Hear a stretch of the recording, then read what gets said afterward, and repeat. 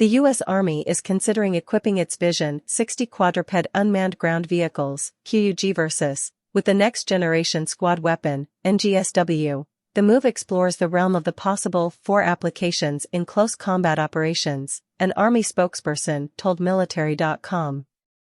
Mounting Sig Sauer's XM5 NGSW rifle onto robot dogs is expected to increase their lethality and ability to respond to frontline threats. This is not the first time the Army experimented with weaponizing its QUGVs, as it had already mounted an M4A1 carbine onto the Ghost Robotics technology.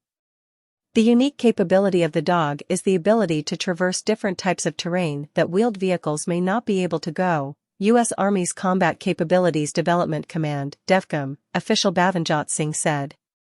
Despite the move, DEVCOM spokesman Tim Ryder clarified that conducting the experiment does not necessarily mean that the weaponized robot dogs will be deployed for combat missions. The prospect of integrating lethal weapons into autonomous systems has received stiff criticism, particularly from human rights advocates. Multiple robotics companies have called on global militaries to abstain from weaponizing their technology to avoid risking the safety of civilians. We believe that adding weapons to robots that are remotely or autonomously operated, widely available to the public, and capable of navigating to previously inaccessible locations where people live and work, raises new risks of harm and serious ethical issues. The signatories noted. Human Rights Watch also urged governments to set standards for necessary human control over lethal autonomous weapons.